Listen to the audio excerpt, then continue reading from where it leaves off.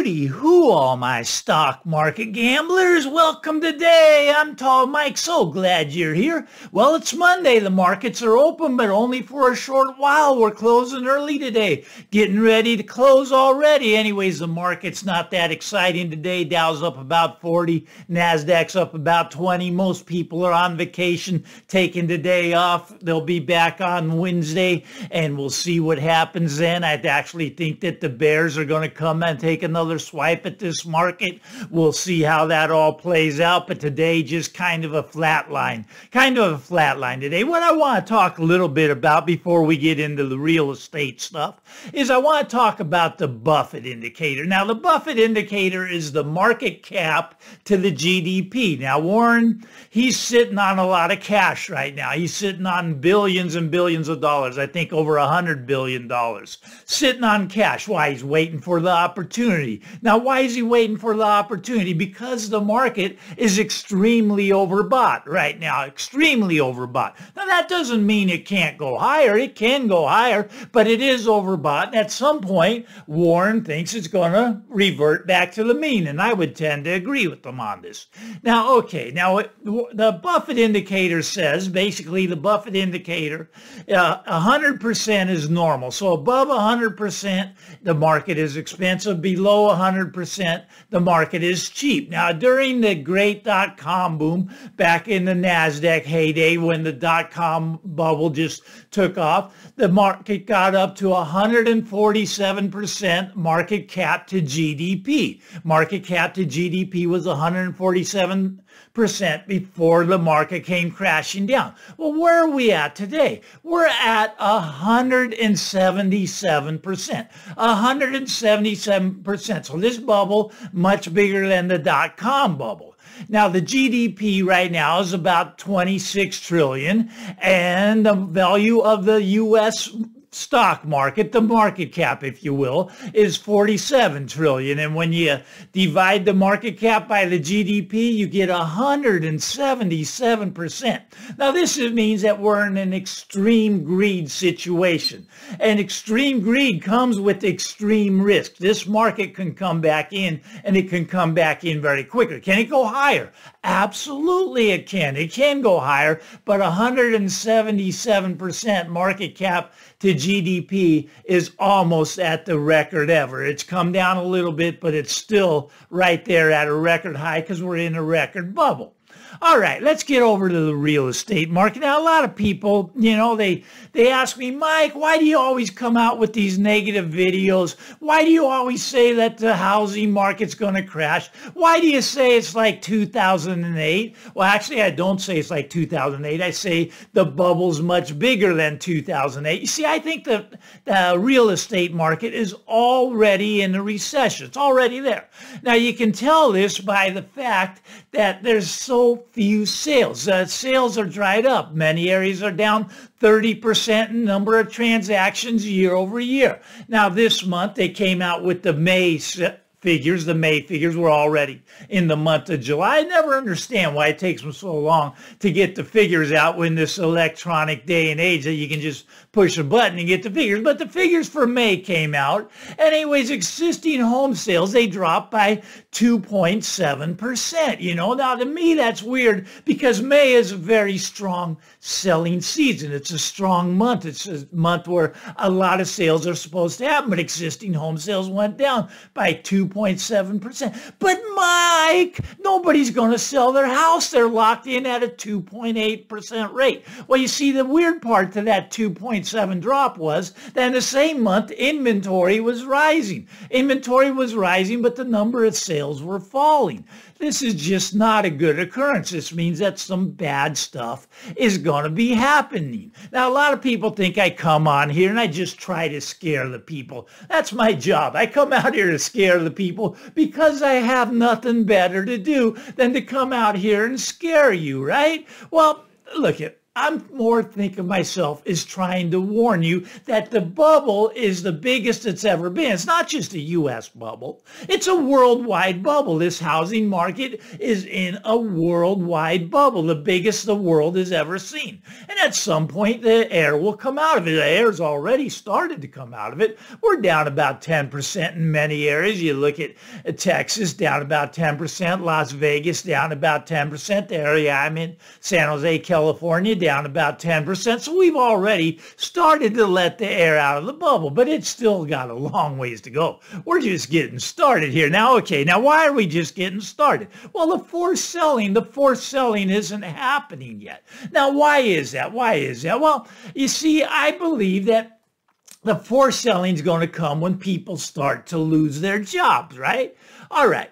Now, I cannot remember a time in the history. Now, I'm an economist. I can't remember a time where the consumer has been in worse shape. Now, if you listen to mainstream media, everything is great, man. Everything's great. The economy's doing well. Everybody's got money to spend. The restaurants are full. Everybody's traveling around the world. Now, it is true that some wealthy people are very well-to-do. That I will agree with. But 90% of the people are having problems. They're having financial problems. They don't have enough money. They're getting crushed by the cost of living, if you will, because the cost of living keeps going up and going up. And the mainstream media, they don't talk about the 90% of people that are getting crushed. Now, why are they getting crushed? Well, there's this thing, it's called inflation, right? Inflation, okay. So price of food's going up, price of gas going up, price of utilities are going up. Price of everything is going up and people are getting hurt. You see, what inflation does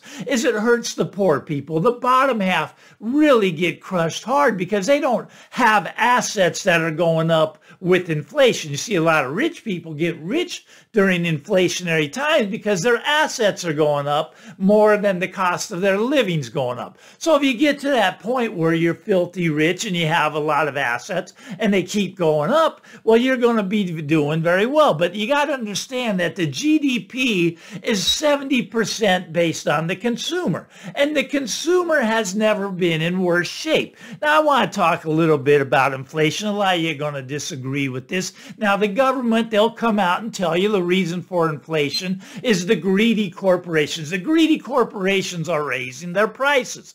Well, the greedy corporations could not raise their price unless the government inflated the money supply. And they inflated it by 40% just in 2 years' time. So that's what allowed the corporations to charge more money. So yes, there's record bonuses. There's record, CEOs are making these record bonuses. They're having record profits in these corporations, right? But the corporations couldn't raise their prices if it wasn't for the inflation. The inflation's caused by the Federal Reserve, caused by the government printing of money, right? But the government and the Fed, they don't want to take responsibility for it. They say it's all the corporations. They're gouging the customers. Well, actually, corporations, their margins are shrinking. Yes, they're making more money, right? But their margins are shrinking. The prices are going up, but their profit margins are shrinking. But even though their profit margins are shrinking, they're still making more money in dollars because of the higher prices caused by the inflation. So inflation is a big problem. Now, if you're rich, it's not a problem. You're getting richer.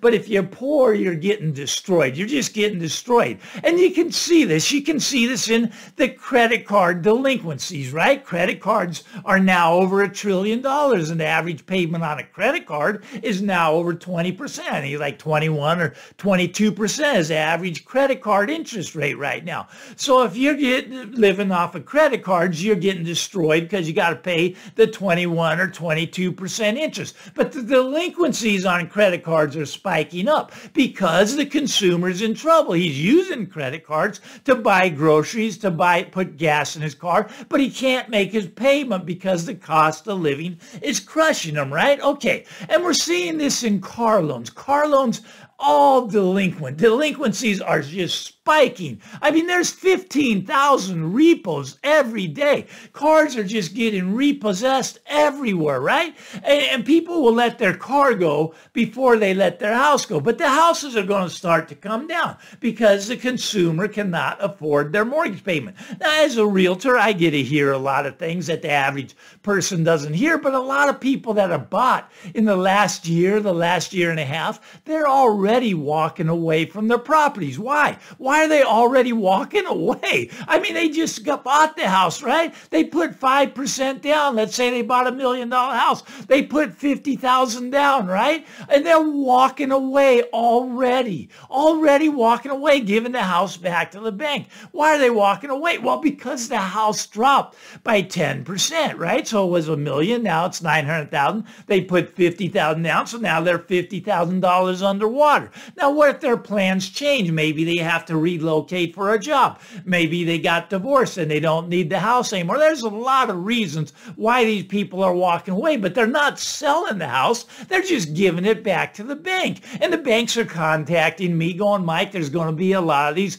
bank sales and we're going to want you to onboard you for the bank sales that are coming because people are already starting to walk away. You see, if they had to, let's say they got a job relocation, right? They bought it for $1 million and they owe $950,000 on their mortgage and it's only worth $900,000. Well, it would cost them, they'd have to come up with the $50,000, but they'd have to come up with approximately another $70,000 just to get rid of the property because they pay the realtors, pay the cost of sales. So it's easier for them just to hand the keys back to the bank and go, hey, I made a mistake. I realized the mistake I made. I want out. You can keep my $50,000 and I'm walking away. Now, that's fascinating to me that it's already starting to happen, People aren't talking about this on the mainstream. No, things are booming. Everything's great. Prices are going up. Prices are not going up. We're down year over year. We were going up 20% a year, and we did that for 2 years. All right, it's not normal that a house goes up 50% in 2 years. That's not normal. Now, what else do we have coming online? What's in the pipeline here? Well, we got the student loans. Student loans, $1.7 trillion. The payments are now going to start to take effect again. And this is millions and millions of people. Average payment is like $400 being sucked out of the money they have to go out to restaurants to go spend money. It's being sucked out of the economy, right? Because they have to start paying on their student loans right now. A lot of people are upset. You know, the Supreme Court says they have to start paying. A lot of people are just so upset about that. They're appalled. Now, in my opinion, they should have to pay. Look, if you make a mistake, you have to learn from your mistake. Like the guy that put the $50,000 down on the $1 million house, he lost his $50,000. He walked away. That's a mistake he's never going to make again. Look, you signed for the student loan. Okay, maybe it's a mistake. It might have been, but you have to live with your mistakes. Now, here's the thing. Here's what people are upset about, and I'm upset about it too.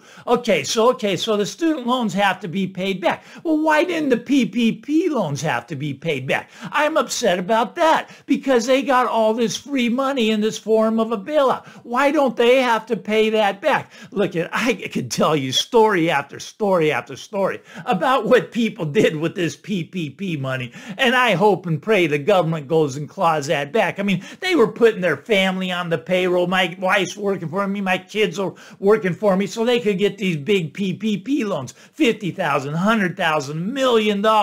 I got one guy, he got a $2 million PPP loan. I don't want to tell you what he did with it. It's just, it really disgusts me to tell you the truth because he didn't have any, he had the best year ever. His business was still booming, but the government gave him $2 million.